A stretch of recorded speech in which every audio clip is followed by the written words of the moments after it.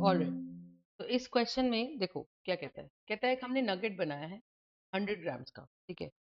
तो नगेट अगर बनाया है तो आप देखो हमें स्पेसिफिक ग्रेविटी का डेटा मिसिंग है इस क्वेश्चन में, वो मैं लिख देती हूँ। तो स्पेसिफिक ग्रेविटी का मतलब होता है हमारे पास क्या, रिलेटिव डेंसिटी, ठीक है। तो रिलेटिव डेंसिटी जो होता है, relative specific gravity of gold की वैल्यू दे रखी है 19.3, स्पेसिफिक ग्रेविटी ऑफ क्वार्ट्ज की वैल्यू दे रखी है 2.6, और स्पेसिफिक ग्रेविटी ऑफ नगेट की वैल्यू दे रखी है हमको 6.4, ठीक है। So these are the values given to me. It says calculate the weight of the gold in the nugget. It says calculate the weight of the gold in the nugget. अब देखो तो 19.3, 2.6 और 6.4 सही है। अब देखो इसके अंदर सीन क्या है कि ma'am we have the specific gravity. तो specific gravity is equal to relative density, ठीक है। अब आपसे पूछता है बताओ इस नगेट के अंदर वेट ऑफ गोल्ड कितना है। देखो अब मेरे पास अगर मान लो 100 ग्राम का नगेट बनाया, तो उसमें से मान लो x ग्राम मेरे पास कौन है, गोल्ड। तो 100 माइनस x ग्राम्स मेरे पास कौन है, क्वार्ट्ज। 100 माइनस x ग्राम्स मेरे पास कौन है, क्वार्ट्ज, ठीक है। अच्छा स्पेसिफिक ग्रेविटी क्या होती है, स्पेसिफिक ग्रेविटी हमारी होती है मास अपॉन वॉल्यूम, यानी कि रिलेटिव डेंसिटी, ठीक है। यानी कि रिलेटिव डेंसिटी का मतलब कि कोई भी चीज पानी से कितनी भारी है। तो अगर मैं आपको बोलूं कि भाई रिलेटिव डेंसिटी का मतलब density of the substance upon density of water, that is relative density, है ना। तो density of substance upon density of water 1 है, तभी रिलेटिव डेंसिटी आ रही है। तो अगर किसी की रिलेटिव डेंसिटी 19.3 है, तो डेंसिटी ऑफ सब्सटेंस भी क्या आ जाएगी, 19.3 टाइम्स 1। किसी की डेंसिटी ऑफ सब्सटेंस अपॉन नीचे कितना है 1, डेंसिटी ऑफ वाटर, तो स्पेसिफिक ग्रेविटी 2.6 आ जाएगी। तो 2.6 into 1, so density of substance here shall be 2.6 into 1, तो आंसर शैल बी 2.6, है ना। तो हम ये बोल रहे हैं कि जो वैल्यू स्पेसिफिक ग्रेविटी की होती है, स्पेसिफिक ग्रेविटी का दूसरा नाम होता है रिलेटिव डेंसिटी। पहली तो चीज अपने को ये समझ में आनी चाहिए। और दूसरी बात, रिलेटिव डेंसिटी ही सब्सटेंस की डेंसिटी बन जाती है, क्योंकि पानी की डेंसिटी 1 होती है। तो नीचे अगर हम बोले पानी की डेंसिटी, तो density of substance upon density of water is equal to relative density, and density of water होती है 1, तो 1 into relative density will give me the density of the substance. समझ में आई। तो अब इसको हम फर्दर सॉल्व करते हैं। तो मुझे यहाँ से एक तरीके से डेंसिटी मिल गई, है ना। मुझे यहाँ पर एक तरीके से डेंसिटी मिल गई, तो मैं क्या करती हूँ, तीनों के लिए अलग अलग इक्वेशन निकाल लेती हूँ। सही है।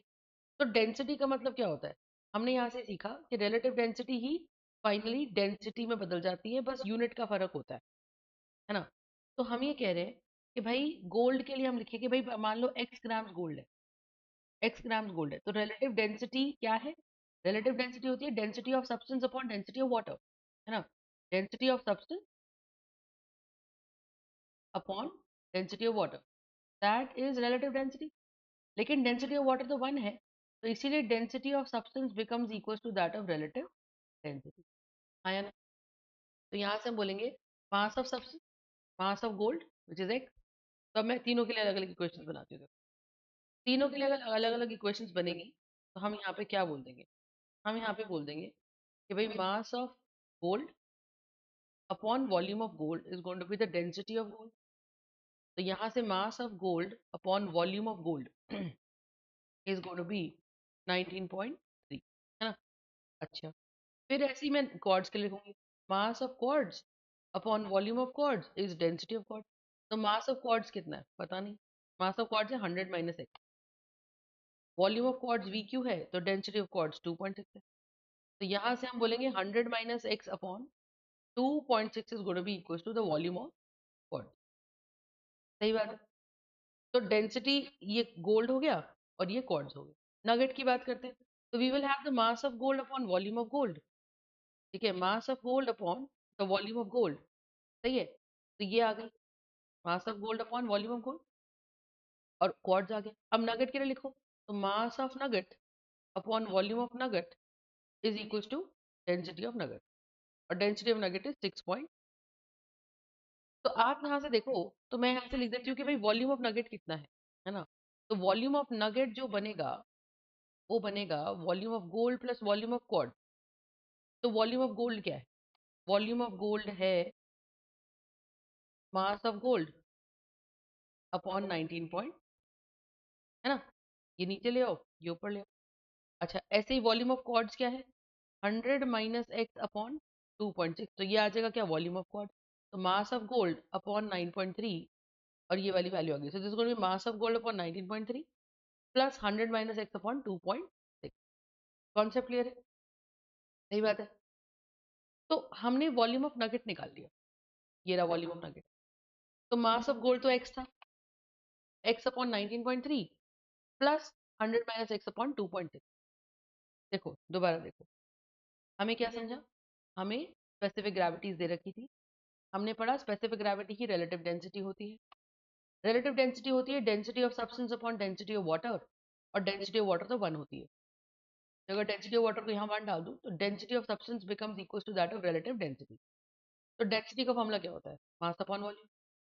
तो गोल्ड की जो डेंसिटी है वही रिलेटिव डेंसिटी है, तो रिलेटिव डेंसिटी की वैल्यू मैंने यहाँ डाल दी।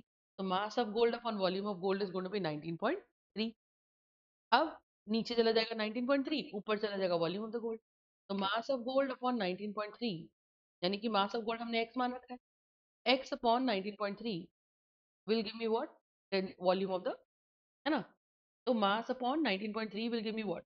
Volume of the gold. ऐसे ही नगेट की बात करो, mass upon mass of nugget upon volume of nugget is density of nugget, ठीक है। तो यहाँ पे n आना चाहिए, यहाँ पे n आना चाहिए, ठीक है जी।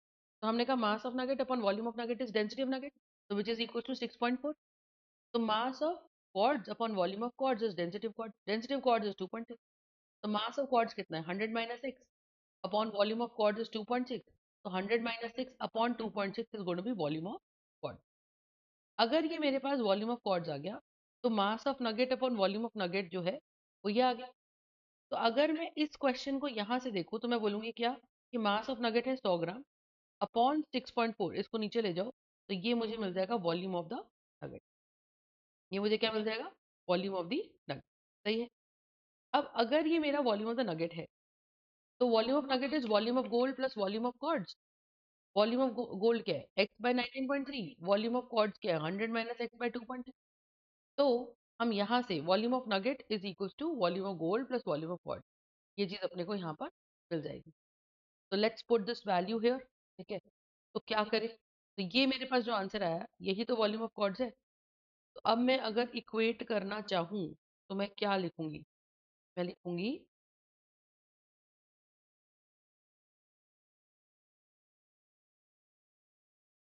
तो मैं ऐसे लिखूंगी। तो मेरी फाइनल इक्वेशन में कैसे बनाऊं? मेरी फाइनल इक्वेशन बनेगी volume of nugget is equal to volume of gold plus volume of nugget. तो यहाँ से बनेगी volume of nugget is equal to volume of gold plus volume of quartz. तो वॉल्यूम ऑफ नगेट कितना है? 100 upon 6.4। Volume of gold कितना है? x upon 19.3 plus 100 minus x upon 2.6।